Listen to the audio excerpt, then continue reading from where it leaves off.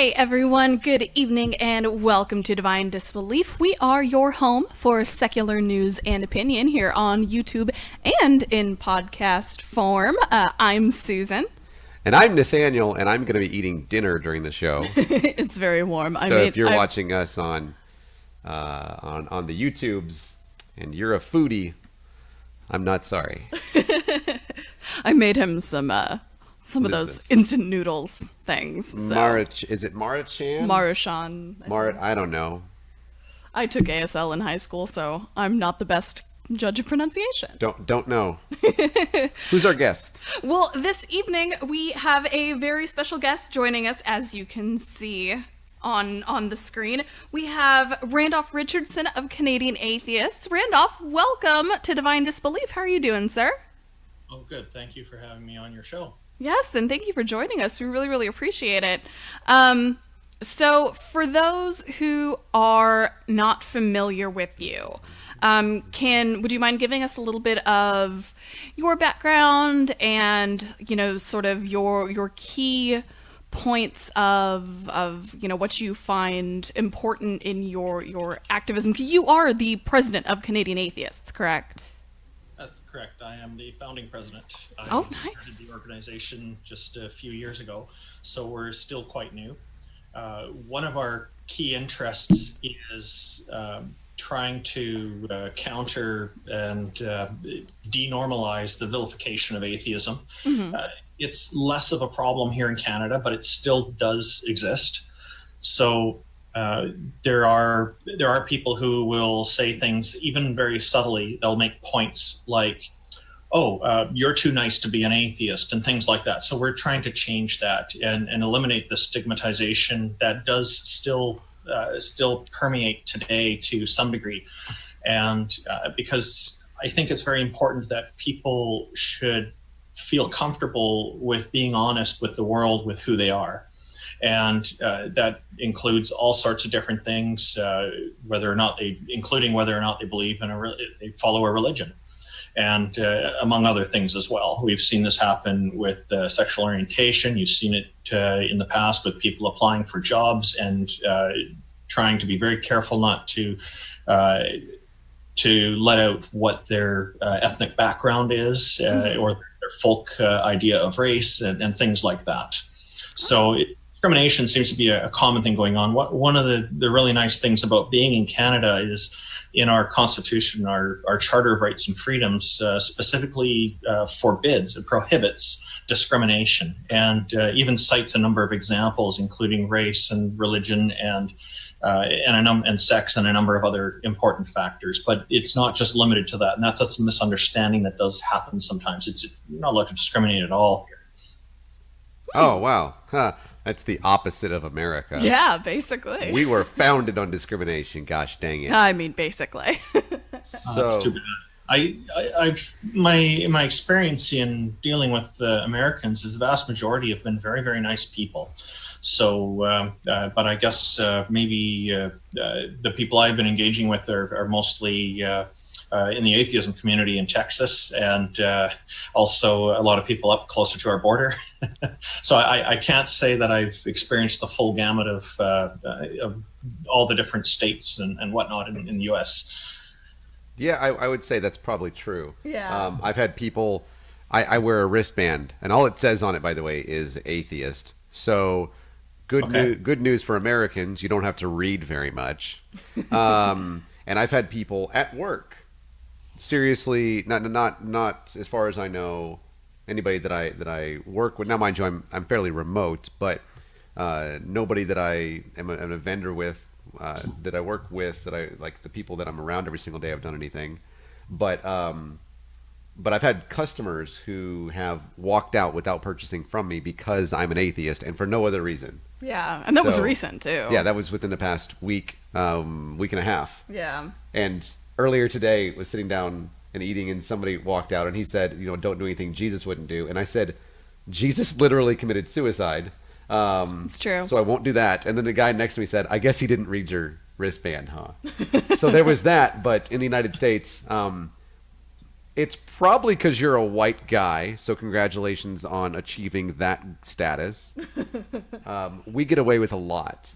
Yeah, that's fitting coming from the other white guy. Yes, yeah. Knowing where what my standing is in this country, I think allows me, and understanding what it is and how it was achieved through the atrocities that we committed, at least previous like white guys in this country. Yeah. Gives me an opportunity to do what I can to reverse those things, and to say, and it's actually a bit of for me, it makes it easier for me to be an atheist in the South. I can't imagine being anything other than a white, straight male atheist in the South, and being comfortable doing the things that I currently do. Yeah. So. Yeah. Yeah. But yeah. So.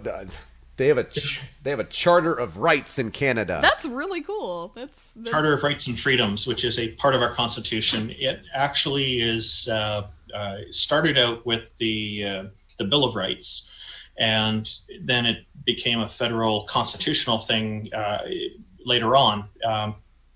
They did take out, they didn't include everything like landowners' rights and things like that, but the majority of the key important rights and freedoms are all there. Freedom of conscience is one of them. Freedom of expression is another. Freedom of opinion is another one. And there's a variety of other things as well.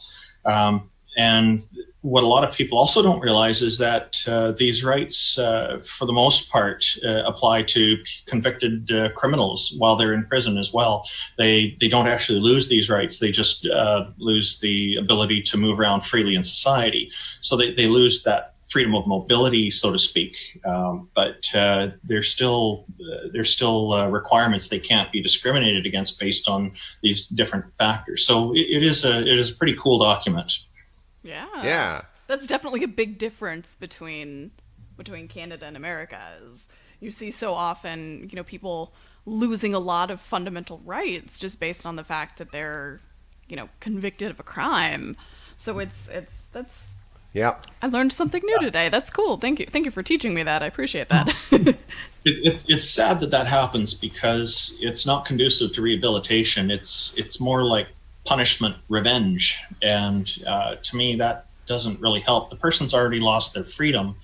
You don't need to make it worse for them. They probably really want to get past this, and I think if there's a way for the prison system to make it more constructive and more rehabilitative, that we can end up with a better society in the long run. Certainly there are cases of people who can't be rehabilitated, but I don't think that's true for the majority. Right. Yeah. Agree with that. Yeah, that's a really good point. I dig that. Yep. Have y'all, I know there has been a push, and I don't know how recent it is, but I know for a little while here in Texas they were trying to start an initiative where they were sending books into prisons that were, having to do with atheism and humanism and stuff. Has there been anything sort of like that in Canada, or do you find that that's not something that's quite as necessary?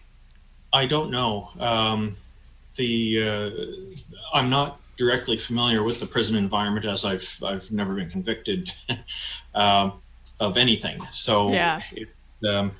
I take it as third-hand info. They do have libraries, and prisoners can take out books and read them, and there is some kind of education going on. We're nowhere close to countries like Norway, though, which seem to be really on the right track with the amazing things that they're doing. And I think that's a level that perhaps every country should strive for, because the recidivism rate is extremely low with the new program there. Yeah, and you know what it is in the United States? The highest in the fucking planet. Yeah, we just have, We're the best at the worst things. per capita prison population or whatever it is. Yes. Well, Yeah. hopefully it can change. It's Let's not get our hopes up here. Too many for-profit prisons here in America. Yes, it is. The fact that the prison industry is for profit. By the way, that's sad. That's very sad. Yeah. It means that the wrong priorities are put up the top of the list. Oh yeah, of course, money. That's this peak capitalism here. Should, by the way, say hello and welcome into our amazing viewers. As always, Maya Atkinson is here. Talking Snake is here. I know that I saw Inquisitive Quandary was here. And I saw some folks earlier. Somebody said, "I can't make. I have to go to sleep or whatever." Who was that? Was that Banana Jr., I think? And then Yeah, Simon that was W. Banana. was here. So welcome into all of you amazing folks. And then we have a new subscriber as well. Yes. Angie Dell 66. So Yes. welcome in, Angie. It is great to see you. And Angie says very specifically, Nathaniel. And I said, yes, yes. Did y'all, she from the South. I don't want to misgender, but Angie is from the South. Did you go to the protest in Trinity over the crosses on the courthouses? Remember, we did that. One of the first episodes that we had back in April or May, where we actually put it up on the screen. You can see the crosses on the courthouse down in Trinity, and I didn't know there was a protest. That's cool. I know we did not go there. No, No. we It was one protest we weren't involved in. yeah. For once there was a protest that we didn't. Oh man, we did not get to. I'm happy to hear that the audio is working great. Thank you, by the way, for letting us know. There's Awesome. sometimes where sometimes, especially when we're running multiple things through one computer, we don't have a producer. We are executively produced by You. yes, and her, and so Very good. Very good. and so we are like gradually coming on up in the world, but because we're not remotely produced, and by that I mean this is the production crew. So when I say not remotely produced, I mean Not in the slightest. also there's not somebody else in a different location who starts the show. It's done by us. So sometimes the audio is sometimes let off, but it's great to when we get the feedback in the chat because we're able to read that and react in real time. So thank you again for that. But we did not make it down there. I do hope that the next county from you. Oh, okay. I will. I'll have to look into that. I don't. We were talking about the courthouse and then the crosses on the courthouse, and they were like, "Light those motherfuckers blue." I think they were blue, right? I vaguely remember this. Yeah, and you could go to Google Maps and look at it. Yeah, because a the really one nice that I'm courthouse. thinking of was the one with the nativity scene that you could see on. Well, you could also see the nativity scene because the Google Maps photo was taken in Christmas Okay, time. so it was- okay, So you then I could am thinking definitely of it. see the nativity scene. Yes. Yeah. So I was like, well, there's something else to do in this town, and but it was like there's crosses on the building. And it's like, wow, you can't get much more Jesus than that. Jesus-y. And so they were petitioning them to get taken down, and I will have to look and see if they were removed or not, and if they. That's interesting. We Yeah. just had somebody here earlier this month ask about. They're trying to petition their local government in, I believe, in Ontario somewhere. That's the eastern end of Canada, because there's a nativity scene being put up at Christmas time each year, and they're asking for it to be removed or for all religions to be attended to, I guess you could say, and to be included in it. And so I don't know how that's going at the moment. They've contacted us, an individual, and we've suggested that maybe they write a registered letter as the next step, and then go from there. Because with a registered letter to a government, or any business, they're more likely to respond, I think. Yeah. I agree. And by the way, for those of you from the United States, east is that way. I have a problem with East and West. I'm not very good at it. Not you, but Americans in general. I appreciate for you saying the eastern side.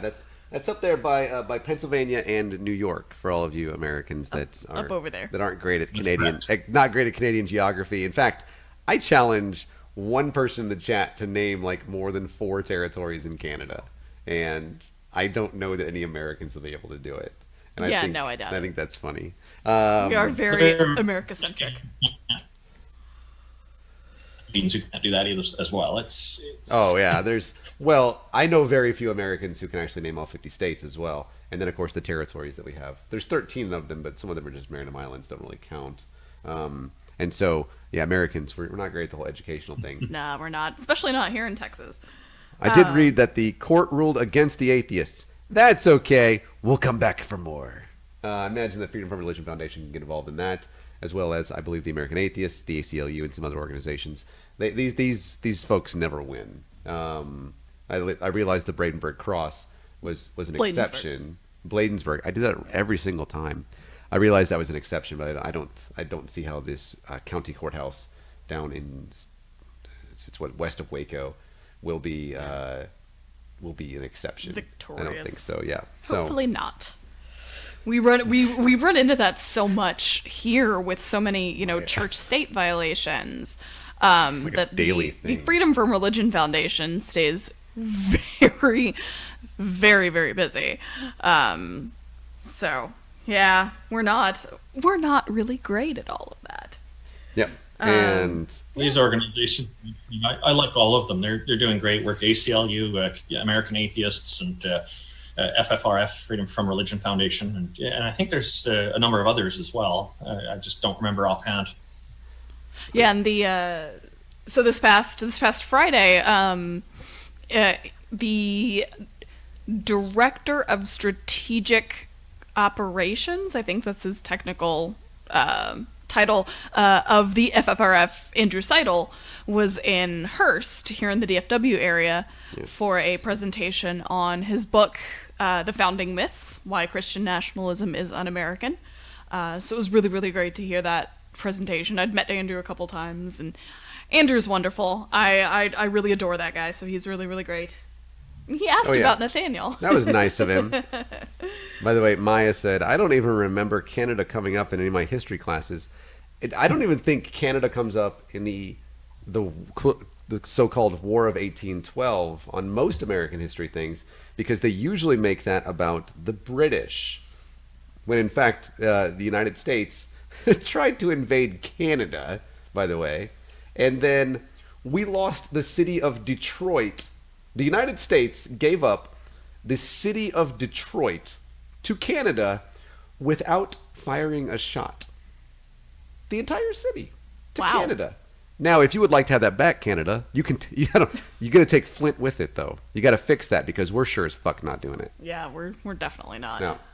So I Maya probably not far off. I don't think many Americans remember Canada being involved in the War of 1812, which was not just 1 year. So I certainly don't. no, it's an American thing. History isn't important. I mean, come on. The Civil War was about anything but slavery. Of course. That's what I understand. We are Yes. a weird country, that's for We sure. are. We are the weirdest of current superpower countries. Yeah. We're just not okay with our own history. But we have news stories to get to, Yeah, right? we Randolph, got you've had a some chance to read those, yeah? No, I didn't. I got to read the titles, and that was it. The headlines. That's totally I tell fine. you what, that is more than I have done for all of them. That is why I take notes. Somebody earlier, I was sitting down at this Best Buy and if you ever want to see me, by the way, you can see me out and about sometimes at this Best Buy up in North Fort Worth, and I was watching. It was the U.S. Open, one of the championship games. I don't know, the FedEx something or other, and it was Rory McIlroy. He ended up winning, and then like Brooks. His last name is spelled Koepka. So I don't know. Kepka? Kupka? Keepka? Dunno. Koopa-troopa? I don't know. And then some other folks. And at the end of it, somebody asked how it was going. And so I gave them, I was watching for like, I don't know, 25 or 30 minutes. And I gave them what I had seen over the course of the past 30 minutes. And they were like, oh, you're a big golf fan. I said, nope, that's just what I've seen. And so I'm going to do that with these articles and pretend like I have read every word. I have not. So on Wednesday, we brought you the story. This is a story from religionnews.com. We brought you a story about Stephen Murdoch, who was the Mormon church leader, who was caught filming a woman as she used a fitting room at a Tennessee H&M while he vacationed in Nashville, and we have an update on him. So Murdoch had been arrested on a misdemeanor charge of unlawful photography and released on a $1,000 bond after a night in jail, and he's expected to appear in court September 6th in Nashville. And I don't know if we had really reported it this way, but I had seen a number of articles reporting that Murdoch was sort of a higher up in the Mormon church, you know, in his home of Holiday, Utah. But he's really not. Really? He's legit not. So he's sort of like More distortions in the media. right, yeah. He's essentially the equivalent of a shift supervisor at Brahms in terms of Mormonness. For those of you not from where Brahms might be, it's basically A fast food burger and ice cream chain. yeah, it's like what's the one from Wisconsin with the cheese curds? I don't know. I've only been to Wisconsin once. Place. Hold on, I'm gonna figure that Are out you while thinking you're- of the sit-down restaurant that's like Waffle House? No. No, I don't know then. So the called references to him as a high-ranking church leader are confusing because that's not the case, according to Matthew Bowman, who is the chairman of the Mormon Studies program at Claremont Graduate University. High councilman, which is what he was, they're the second layer of leadership in a stake below the stake presidency. And Bowman also compared a stake to a Catholic diocese that is far from being an actual high-up leader in the church. What's the one you're thinking of? Culver's. So Oh. was he claiming to have that position, or was somebody else writing that about him? So somebody else was writing that about him, and it sort of got out of hand to where he was not really as high up as everybody thought he was. He didn't get a salary or have any sort of formal religious education, and probably worked a separate day job. And So he's doing what every person that's involved in the church should do, and having additional jobs, and then like helping the community and stuff. right. Oh, Yeah. except he also Is, criminally filming women as they change clothing in an H&M in Tennessee. So his church privileges might be restricted. He also faces the potential loss of his church membership, and that decision will likely take place in the council that he was once part of. I guess he could always join the Catholic Church. Yes. I mean, we have been over this almost every episode. If you haven't listened, yeah, we cover so many stories about things like this, about church leaders and church officials, doing these things that are criminal, and oftentimes they just get away with it. They don't really suffer much in terms of consequences. yeah, A matter of influence in politics, and I think one of the problems that you have is that your judges are elected. Here, our judges are appointed through a rather stringent process, and it's there's a minimum requirement. Like, for example, a judge has to have been a lawyer for at least 5 years, but so far all the appointments, as I understand it, have been a minimum of 10 years, and they're not. There's a whole variety of different people involved. Not all are politicians, and in fact, a lot of them aren't. And whereas I think a big distraction for a lot of the judges might be that, in a way, they play a role very similar to politicians in that they're concerned about getting reelected. So the decisions they make could be maybe not in line with the rule of law so much, and more in line with what's the consideration of their popularity. Mm-hmm. Will they get elected again? Yep. And I do think that that's kind of a built-in problem for corruption in the system. Of course, there are pros and cons with both systems, right? But when I see decisions like that, I really wonder what's going on, Yeah. And I feel like you don't... What is going on here? this is a. It's the Mr. Sandman challenge with the corgi. Nathaniel is showing It's me a things on his corgi phone. on TikTok. Y'all motherfuckers, I'm downloading TikTok right now. Pay me for this ad. I am downloading this shit. Benny is going to look so great on TikTok. I'm going to be like that farm in England and have like 1 million followers with Benny on TikTok. This shit is happening. What's the... We get very, very distracted. Hey, go viral. It's you can follow this person by the way at I don't know, Rocks and then ANEGA. Look at their name. How the fuck do you say that shit?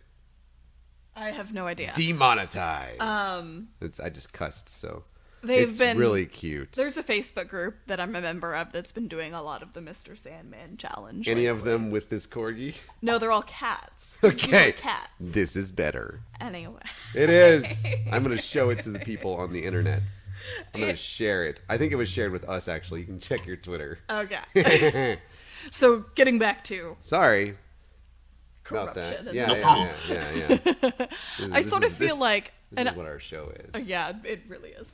I sort of feel like it's more... and again, I think this is a little sort of American-centric, where, you know, I have a bad tendency of not, you know, expanding my horizons in terms of what news I pay attention to and stuff.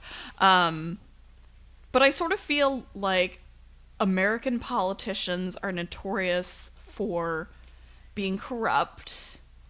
You see a little bit of it from, you know, like the guy from the Prime Minister of the UK, Boris Johnson, is that his name? Yeah.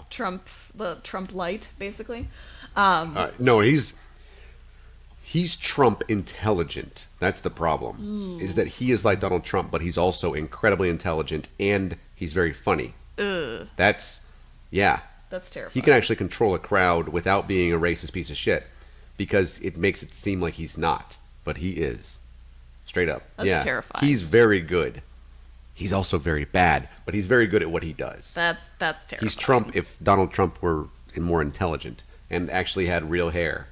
That he, by the way, that hair he has that you see all the time, Yeah. he does that on purpose.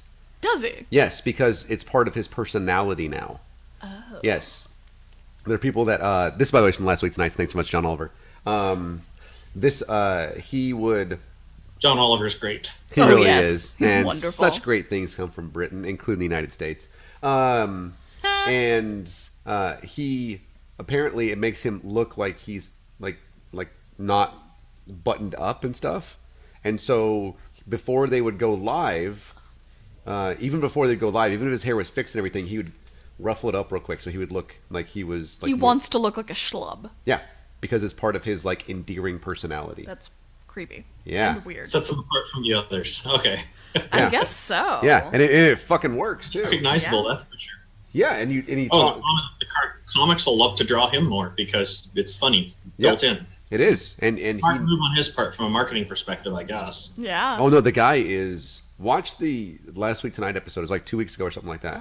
The guy is fucking good at it. Yikes. Donald Trump gets by on hate and racism and sexism and xenophobia and the fact that, well, never mind. That was like all of the things that white people that are racist bigots wanted. Never mind all of that, and just yelling the same thing over and over again. The guy Boris Johnson actually convinced, you know, Britons, if I can still use that word. I don't know if I still use the word or not. Like if it qualifies, that Brexit was a good thing with like actual words that Donald Yikes. Trump doesn't use. You know, and so it's like, wow. And he is, so seriously, go back and watch that. It's like 20, 25 minutes of your time. So if you're in DFW, it's halfway from Arlington to Dallas, which is like a 10-mile drive. And listen to that episode where he's like that. Boris Johnson is very much, yeah. Yikes. Oh, yeah. That's terrifying. This has that been my legit TED Talk. Is terrifying. Yeah. So, moving on. We're going to move on to the city of Bloomfield. Indiana? No, I'm pretty sure isn't it New Mexico? Oh, I don't know. I thought it was New Mexico. That's Farmington, Daily Times. Bloomfield. Hold on. Uh-oh. Was I incorrect in this? I don't know. You're probably not. No, it's New Mexico. Okay, I was Okay. right. There are cactuses in this picture. It's not Indiana. And it says, "Welcome to Bloomfield, New Mexico." There we go. Okay. Like I said, I'm here just for commentary now. That's what I get for doubting myself. She actually does the real stuff on the show. I just sit here and eat food. That's because you worked today. I didn't. You know, she did. She went. No, you went grocery shopping yesterday. You did laundry today. I did do laundry today. She did. That is not her. Like, by the way, we share that task. It is not. She does it because she's. You know, 'Cause I was off there are no gender roles in this household. Trust me. Yeah. Anyway. No, except I have a penis. Yes, that's correct. Other than that. Too much information. Right. I'm a man. I have a penis. God damn it. He is very, very adamant about people knowing about that. You'll understand how important the penis is to me. I have to pee. Anyway, so the city of Bloomfield, New Mexico owes the lawyers of the ACLU approximately $500,000. Yep. Why, you ask? Well, the city decided that it was going to put up a Ten Commandments monument in front of City Hall, along with monuments to the Gettysburg Address, the Bill of Rights, and the Declaration of Independence. However, as you may have noticed, Nathaniel is still playing Mr. I wasn't Sandman. trying to. It's what came... Okay, first off, it's what came up whenever... By the way, Randolph, I got your Brexit thing. That's cute. It's what came up on Twitter whenever, like, I opened the screen. Blame it on Randolph for sending the Brexit thing. So, as you may have noticed, the Ten Commandments monument is the one that only, like, sort of sticks out like a sore religious thumb. The city, of course, lost the court case, and now they have to pay back $467,000 to the ACLU for their legal fees. They've already paid about $200,000, and they have until June 30th, 2021 to pay the remainder. So they've made some progress. That's good. Yeah, they have. And they still have about 2 years to pay back the rest, so... Which is good, but are they going to be able to?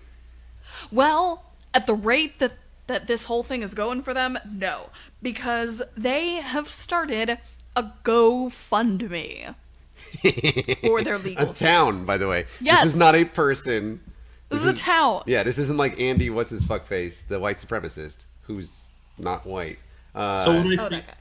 what I think is good about this is that they are taking it seriously, and they're trying to find ways to pay it back without having to raise taxes for local citizens. I'd say that the local government is trying to do the right things, and I think they should be applauded for that. Yeah. They should have done the right thing in the first fucking place. Yeah, course. like they shouldn't have put the Ten Commandments up in the first place.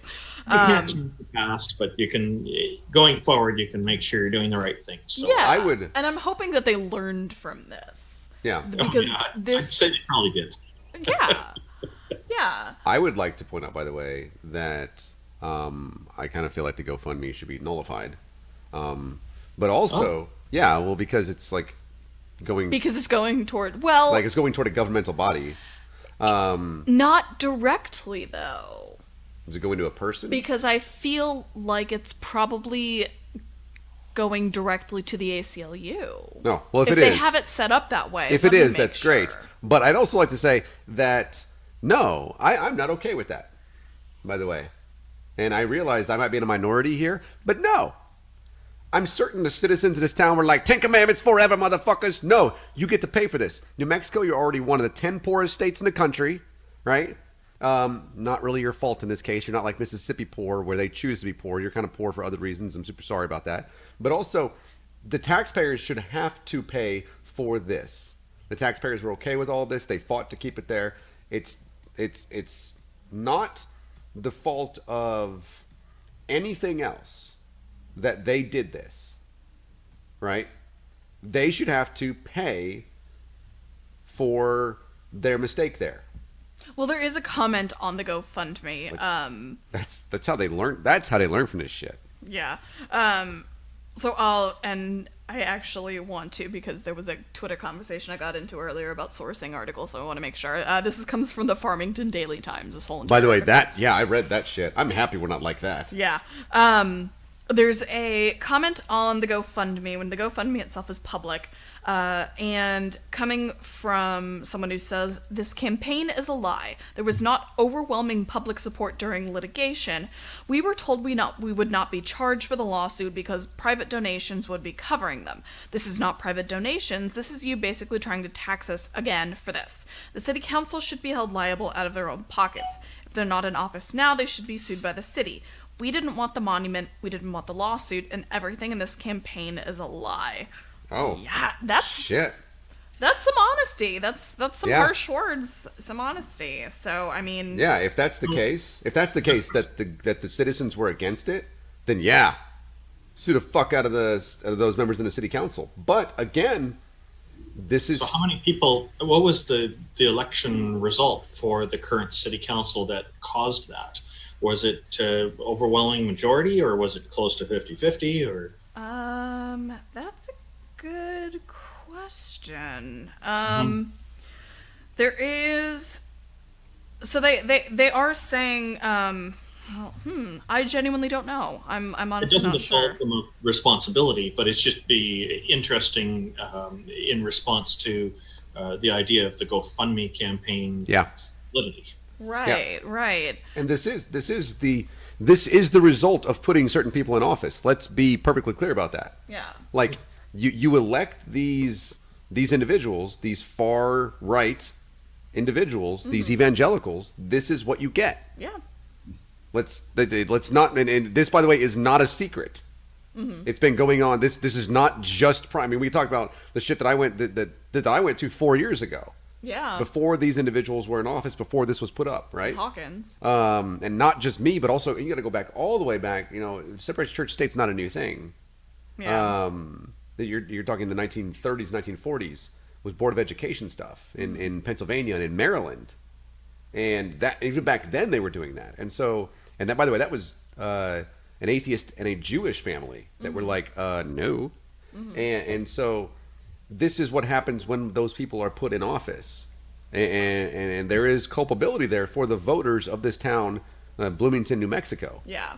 I would like to point out that the campaign has been up. Let's see how long it's been up. So somebody commented on it 12 days ago. I don't know exactly how long it's up, but I imagine it's probably been for about 2 weeks. And so far, it's raised $600 of the $467,000 goal. I don't think they're going to make it. I don't either. And regardless of whether or not they're actually going to raise this money, because somebody else commented on there that they were hoping that, you know, the people who were in favor of this sort of thing, like people in churches and stuff, would donate money to help pay this. And it's all so like, you think. well. But so city manager George Duncan said that $700,000 is a pretty good hit to a community our size. That money could have been used elsewhere for other services.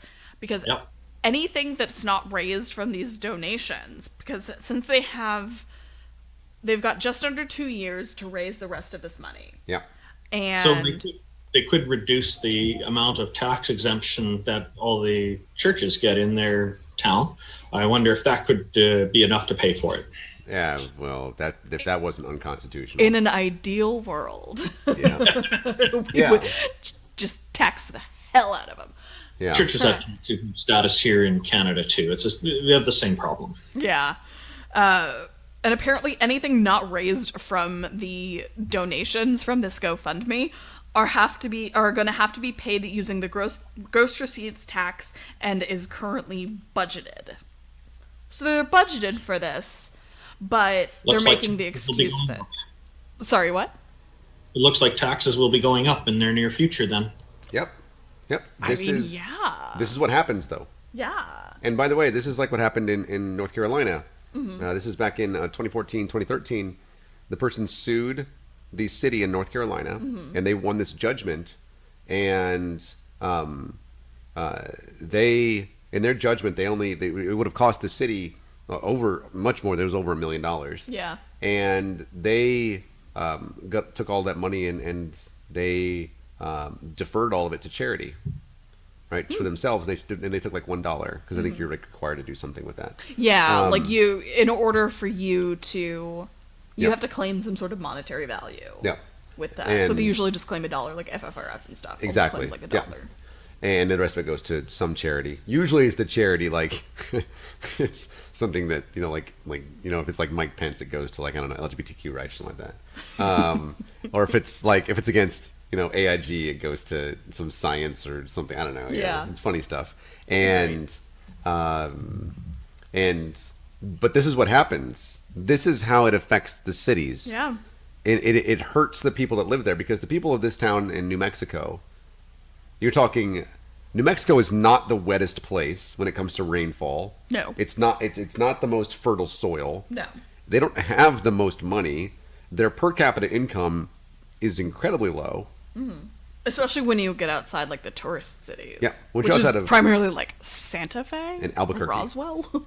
Yeah, Roswell is more than you think, but Albuquerque is the largest city in the state. Yeah. And that's not very much. It's very pretty, but other than that, And so it's like this is what happens. Cities like this is going to take away from schools.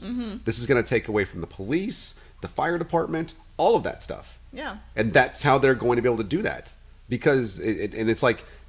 So they never seem to learn either. They always fucking lose. Yeah. But they never seem to learn. No. Like this drives towns into like destitution levels that they may never recover from. And yet they continue to do it as if they're going to win. Right. And you never do. Right. Yeah. So we'll see how their GoFundMe goes. Yeah, I'm We'll gonna check back in a keep couple my years. eye on that. Yeah, I'm Yeah. gonna put that on my little bookmarks and look at it every. By the way, Randolph, you have a An antagonist. you have an I was gonna say an admirer in the chat. An admirer in the chat. He of long gray beard and hair. He's Oh, basically. it sounds like if it's not Gandalf the Grey, it must be Neil. Yes, yes. Yes. I don't think that Neil has any magic powers, except to get people to tell stories. If he does, he's hiding them very well. He's probably saving them for special occasion. That's what's under the Well, from what I bandana. understand, he can make music come from his fingertips. And also use same fingertips to pluck out people's eyes. Oh yeah, not pluck out, push in. Apparently, I found that out last week. Yeah. Neil has, for all of the deconversion stories that people tell, and I was I had the pleasure of being on early last week. Neil has the best stories. I've listened to quite a few of them, and it's unfortunate that I don't get a chance to come on live with a lot of them because Neil and I, he's a good friend of mine, and whenever we go on there, Neil always tells stories that I'm like, I hope at one point because we're not that far separated in age, right? But at the point that I am Neil's age, that I have stories like that. Some good shit. But I also know that I'm not going to.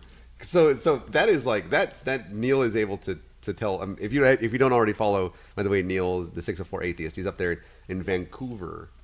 That's British Columbia, right? Yep. Aha! Look at me in Canada. That's one of the provinces or territories, folks. So there's. He and I are neighbors. Oh, they're neighbors. That's They live awesome. next door to one another. Not right next door, but Yeah. Oh, Pretty close. that's what neighbors means here. Okay. Not entirely. But So yeah. Yay. apparently, and by the way, Angie, thank you very much for catching on the fact that Neil can play musical instruments. That's what Yes. music can come from his fingertips. But what I'm going to do what Neil does, and I'm going to get another beer. Because I apparently am out. I still have to work. I've actually heard Neil live a couple of times with his buddies jamming in their band, and I think they're excellent. And I hope that they will be able to produce something in the future that everybody can hear because it's very enjoyable. Nice. I do really enjoy. I'm much more of a music fan than Nathaniel is, so I'm always looking for new stuff to listen to and stuff. So I'd like to hear that sometime. Right. So we are moving on to, instead of New Mexico, we're going to move over to Kentucky for a similar kind of story. Home of the Ark that's leaking. Yeah. Yeah, it's the boat that don't float. Yup. The one that, apparently there were more people that visited in July than the previous year. Oh, apparently. But, and we don't know how their numbers are affected by, like lifetime members and children and stuff. So, I don't know. Yeah, whether or not because like some children get in free or whatever, Right, they and then count that as lifetime members. Yeah, they count that as a ticket every time. I don't know. And I'm like, look, man, this infant is 6 months old. Yeah. Are they still infants? I don't know. You have a baby That's not a visitor. That child could not survive by itself. That doesn't count. I mean, but do you count like a 7-year-old? Because a 7-year-old couldn't survive by itself either. I, let me remind you, my father is a Nazi, alcoholic Nazi, and my mother is an alcoholic, and my brothers and I got along just fine, even though they were never home. We somehow managed to learn how to plant a garden and mow the yard. Now, I cannot guarantee that the interior of the house was safe, but Yeah. we survived, and I know that one of us was 7 at some point. At some point. Yeah, at some point, all 4 of us were 7. At some point in time. This is what you do in the rural Midwest. So the state of Kentucky is going to have to pay almost $225,000 in court costs and attorney fees on behalf of their local bigot Kim Davis for that time when she decided to not do her job and issue marriage licenses to same-sex couples. So William Sharp, who is the legal director of the ACLU of Kentucky, said when Davis initially lost her case, it is unfortunate that Kentucky taxpayers will likely bear the financial burden of the unlawful actions and litigation strategies of an elected official.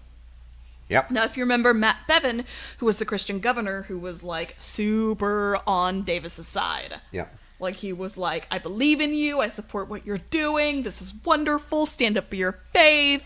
He has since been all like, oh, oops, we don't want to pay for this. So, it recently came down, I think within the last couple days.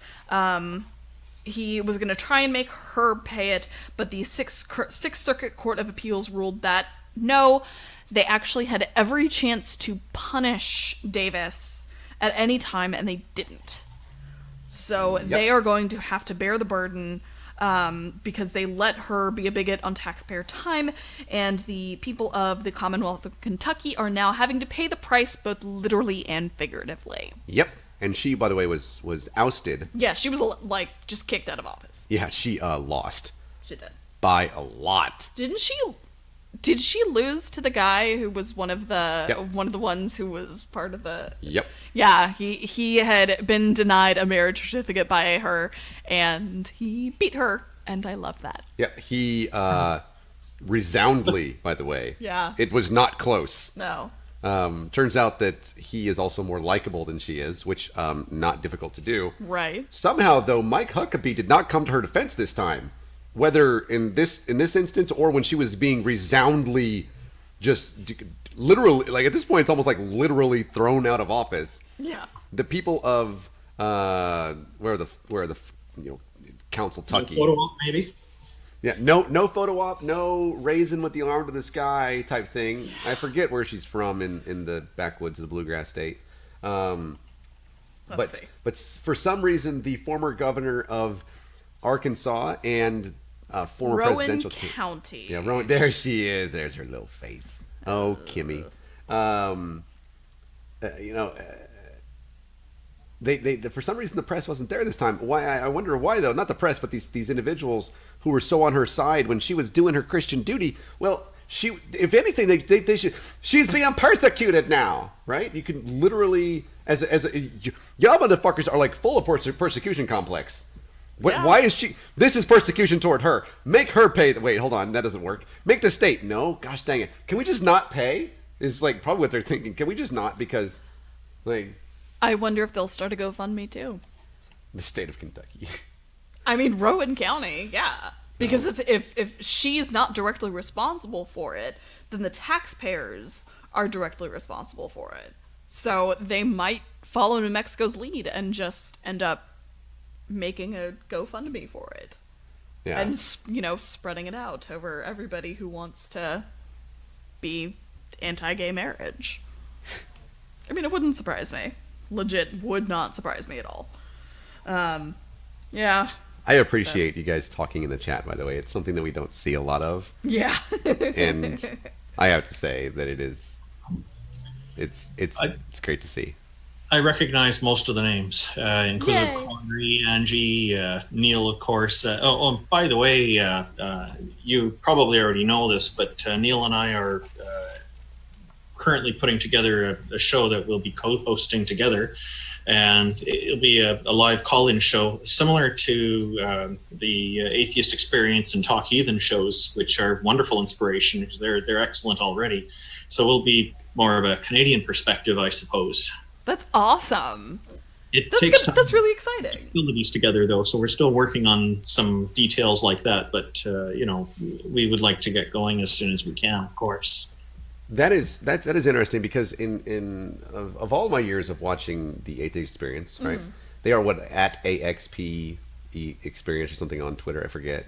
AXP show. I think. Yeah, something like that. Certainly follow them and then follow our good friends Jamie and Eric and Talk Heathen.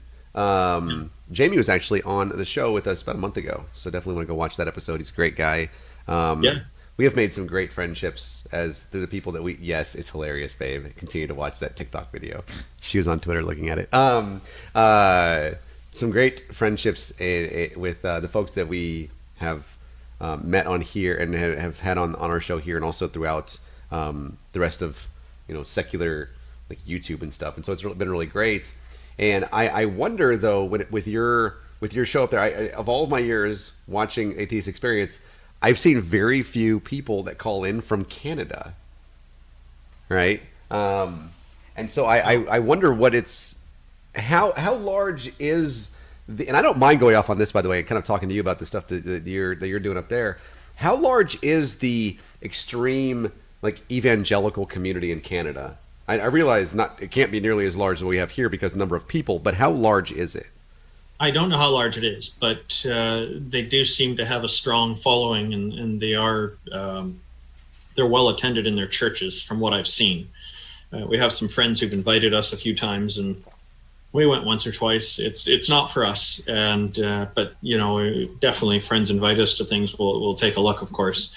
It's all the seats were full. Yep. So, and these are not small churches either. Yeah.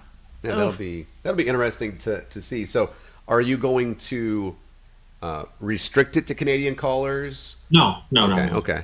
So no, but of course we would definitely like to bring in Canadian callers, just like we won't be restricting only the atheist callers. We'll definitely welcome the religious people calling in to ask questions or even to challenge ideas that. And things that they see going on with other atheists, and because there are, unfortunately, there are some atheists who don't behave well, like Craig Hicks, for example. Now, I don't know if you're familiar with that news story, but he was just within the last few years, he murdered a couple of Muslim girls, maybe 3 of them, over a parking space dispute. That guy, yeah. So he's quite anti-theistic in his contributions on Facebook before that happened, apparently. Mm-hmm. But when it came down to the whole episode where he shot them, it had nothing to do with the religion. Apparently, it was all just because of the parking spot dispute. Yeah, I remember that, and I tried to tell people that too. I was like, look, the guy wasn't doing that because they were Muslims. Yeah, right. He would have shot me. He was just an asshole. Yeah. So yeah, and that's one of the things, though, on the flip side, is really great about atheism is that there is no discrimination against anybody being an atheist. If you don't believe in deities, that's it. You're an atheist. It really is that simple. And there's no minimum time frame you have to be. There's no rituals you have to follow. No money you need to pay. There's no practices or rituals that you have to go through. It's just a classification. So it's there are people who take it further, and they like to have a skeptical justification for being an atheist, which is fine. There's nothing wrong with that. Ultimately, the underlying fundamental characteristic, though, is just not believing in deities. I actually set up a website called defineatheism.com, which covers these things. Sorry, we got off topic a little bit, though. You're still talking about Kim Davis. Well, no. That's what I was saying. Like, I didn't mind doing that at all. And also, wait, are you sure that's all it takes for me to be an atheist? Because I have every single day Christians tell me that it takes more than that to be an atheist. Are you Takes so certain? much faith. Like, All that other stuff they're telling you is optional. Right. Be free. I moved away from the microphone. Yes, you did. Like, I need Your fainting couch? Yeah. Oh, fetch my lemonade. I can't handle this no more. You got the vapors? I got the vapors. Oh, dear. Oh, my. Reginald, but darling. Anyway. It sounds like some Family Guy references there. I was more going like the Scarlett Lindsey O'Hara? Graham route. It sounded a little Scarlett O'Hara, too. Lindsey Graham, allegedly. Yeah, I don't know. You can put allegedly in front of anything, apparently. Yeah, you can. Gay. Not true. Yes. Gay. Allegedly. If he is, it's fine. I'm just saying, there's no reason for him to hold it and you keep it. There is a huge reason for him to not be like, hey, look at me, right? Yeah. Because he wouldn't be reelected in South Carolina, or so he thinks. But man, just it's okay, bro. Seriously, Lindsay, come on. Just come on to our show and you can do it. I'm just saying. Anyway. Same thing with Josh Harris. You want to come out and tell people you're actually an atheist, or you want to say you're a Christian? Either way, our show is a place to do it. It totally is. Don't go to Samantha Bee. Anyway. She's been inviting Democratic presidential candidates to come onto her show and drop out. Oh, Drop out nice. on our show. Yeah, it's funny. Yeah, that's fine. Yeah. So going back to the governmental stuff. No, I mean it sort of sucks that people are having to shoulder this burden because it's not like Kim Davis was acting in her own official capacity. Yep. As a government official.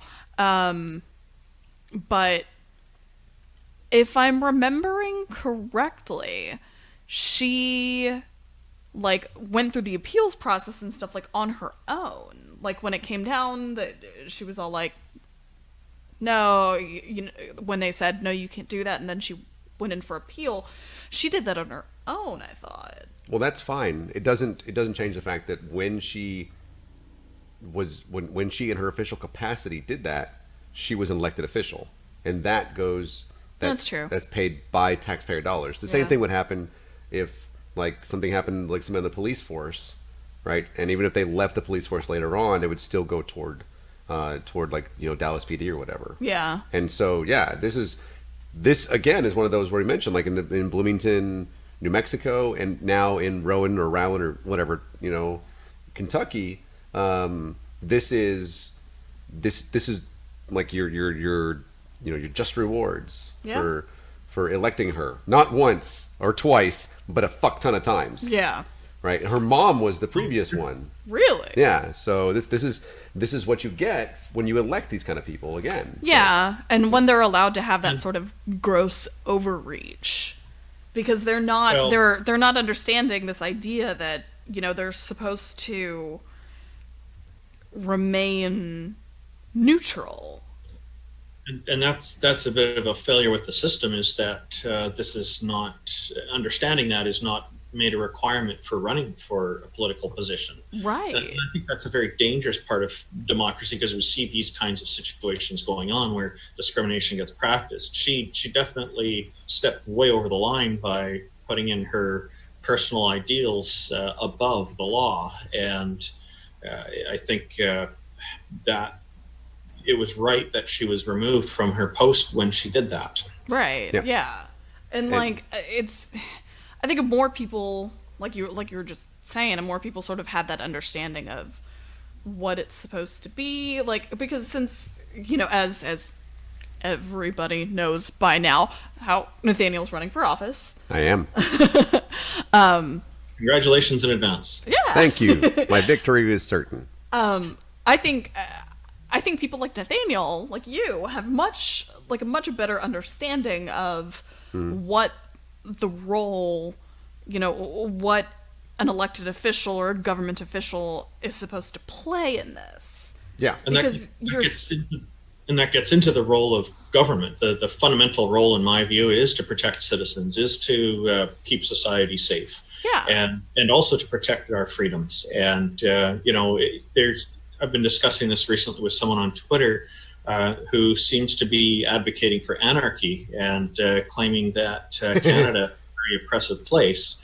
And there are certain trade-offs to living in society. We pay our taxes and we contribute in certain ways, but we also get the benefit of water, public works, and sewage, and sanitation collection, and emergency services, police, fire, ambulance, and whatnot. And here in Canada, we have national health care. I'm hoping that the US gets it as well, because I think that would be a great help to the society for the whole country.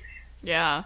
So, but these things, there are people who say, oh, they don't want to pay so much tax, so they feel like people should be paying their own way when they do destructive things. And to a degree, there is some of that goes on, but to really cut it off and leave people destitute, like what we see in the US with people who end up getting into they're walking down the street and they trip on the sidewalk and fall into the street and bang their head and end up with a serious injury that ends up requiring huge amounts of money to get taken care of properly. And then next thing you know, they've got all this debt because of that. And I think that that's a really bad thing for society, because it really impedes the potential for society to be more progressive and really stay ahead in all kinds of other things. If people don't have to worry about all these debts, and then everybody can benefit together, and the whole society can grow and flourish much better in the long run. I agree. Oh, yeah. Can I just say that Yes. you started off that part by saying people like Nathaniel, and I was just like, damn right they do. that was my entire contribution to that conversation. Yes, they do. Yep, that is it. Because you said, people like Nathaniel, and I was like, and go on. So, yes, Well, vote for me because I'm amazing. And I think there was a paper that I wrote for my business law class. This is like the sexiest part of the conversation. Go on. My business law class? The fact that you wrote a paper, I want to read it. Go. You did read it. Did I? Yes. Did I enjoy it? You lived here when I wrote it. Oh, I didn't know that. I thought it was a different one. It was in December. I don't know. Yes. Things have happened. So I It's wrote a still paper. Really sexy. Just saying. I wrote a paper for my business law class about Oh yeah, I remember paid this. sick time. Yeah, I do remember this. And to me, that's, like government mandated paid sick time, it goes hand in hand with a lot of what you were just saying, because it's making sure that we as a society, it's not just about making sure that, people in certain jobs are taken care of, like people who are in, 40-hour week white collar jobs are taken care of. We need to make sure that people who are in the blue collar jobs, who are in the working class jobs. Are you getting another beer? I hear dogs barking. I might let them out. And they're gonna bark. No, I don't think so. I don't know. Anyway, We'll see. yeah, like my whole entire basis of the paper was, hey, this is good for society in general, because we're making sure that the people who have been downtrodden for a long time, who the system often takes advantage of, are given these protections to make sure that not only are they more productive people, that they are happier people, that they're healthier, that they are able to contribute more to our society. And if we really want people to be contributing, why not make sure that they're taken care of in the first place so they can contribute? Yeah, that's right. Yeah, it's and I think I got an A on the paper. It was like a 90, but that professor and I had a lot of disagreements in general. So it's like, well. That's what university is supposed to facilitate, though. The free exchange of ideas, as I like to call it. Yeah. He was very he was a very, very conservative professor, and every single situation that came up in the class, he was like, I have an anecdote for this. And about a third of the way into the semester, I was like, I don't believe what you're saying all the time. Like, I don't think you're actually, I don't think this is true, but I'm just curious. Your law course, did they end up covering John Rawls' theory of justice? No, it was just business law. Oh, okay. So it wasn't really in depth. It was going into a lot of stuff that like businesses, like larger businesses and small businesses encounter in from a Policy legal making and all that perspective. stuff. Yeah, how the policy affects the small businesses and stuff like that. And working for a law firm now, there's a lot of times when I see how policy making affects what we do, because I work for a personal injury law firm. So we see a lot of, stuff like tort reform and stuff like that has affected, how clients get compensated and stuff like that. So it's all just a bunch of stuff. I don't know. It's fun to talk about. I like the law. I am the law. Kudos to you out there if you get that reference. What I don't get it. We'll see. Somebody in the chat will get it. They always do. Yep. They always Yeah. depend on the chat. Oh yeah, the chat is good at that. But They're very good at that. so Kim Davis is she goes congratulations, Kentucky. Yeah, you're- you're having you're to pay for Kim Davis. Yep. Again, this is And another her bigotry. Yeah, this is another one of the 10 poorest states in the country. Yeah. There's a Is it reason you're. costing- Is that costing them as much as the Ark? No, the ARC is 18 million. Well, and they claimed that it would bring a lot of revenue, and it's not bringing nearly as much revenue as they said it would. So I sort of feel like at this point they need to pay back a bunch of tax breaks that they got. But that's just me. Oh, somebody wrote something funny in the chat. I am the lawn. Yeah, and also yes, it is Judge Dredd, but Oh. spelled DRE, Divine Disbelief, double D. I see what you did I was thinking Judge Dredd, but I wasn't sure. So Yeah, I've only seen the Carl Urban version. that one is the better version. It's so good. Yes, that one is actually good. The one with Cliffhanger, Rambo, what's his name? Sylvester Stallone. There, over the top, yeah. And I think that's the guy from Passenger 57. Who's the guy from Passenger 57?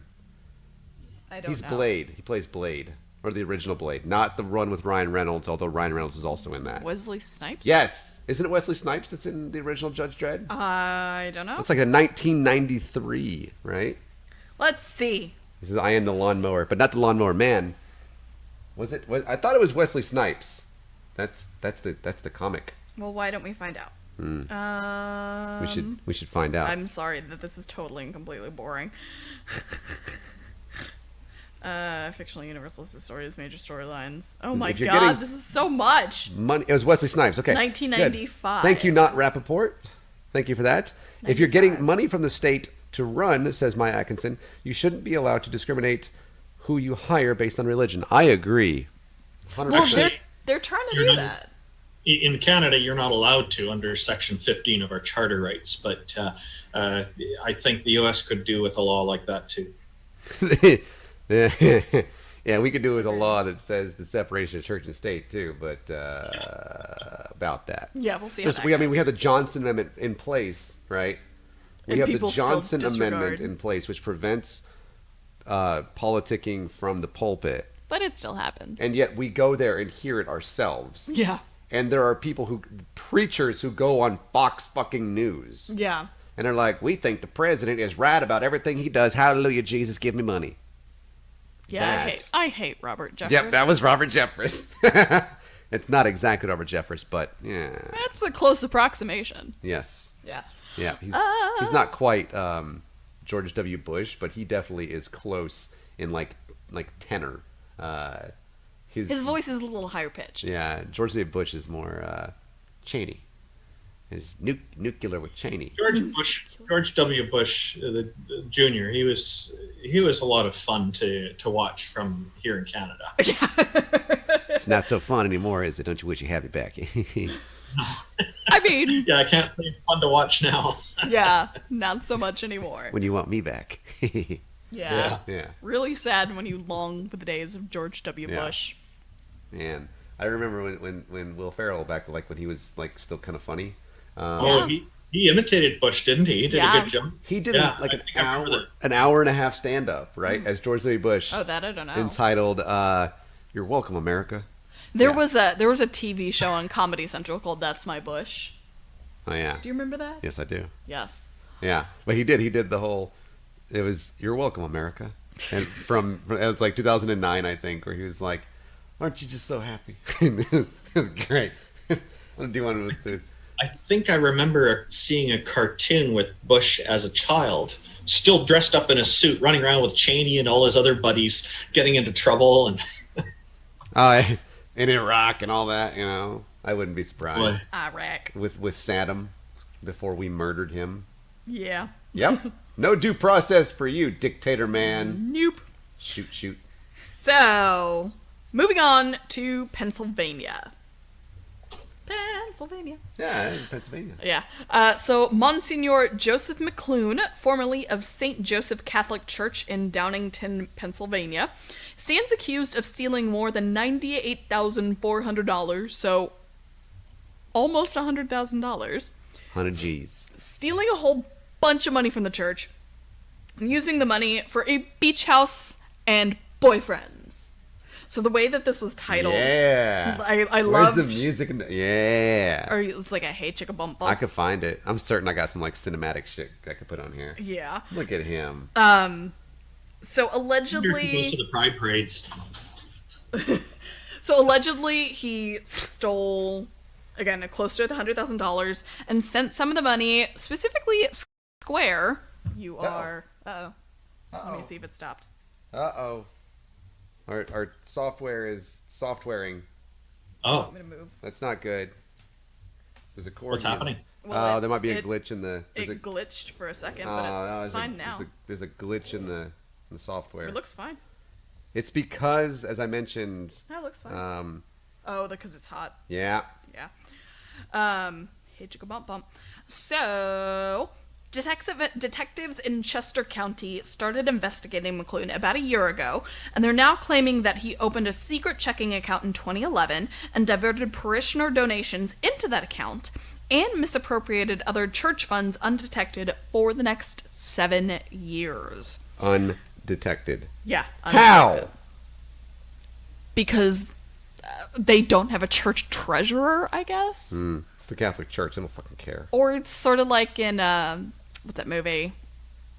Office Space, where they're stealing fractions of a penny and then they end up with a metric ass ton of money. Mm-hmm. Not having a treasure sounds right in line with the way Mother Teresa operated. Yeah. Yeah, but And she was terrible. I bet that he's probably going to federal pound me in the ass prison. Let's not make rape jokes. It's Office Space.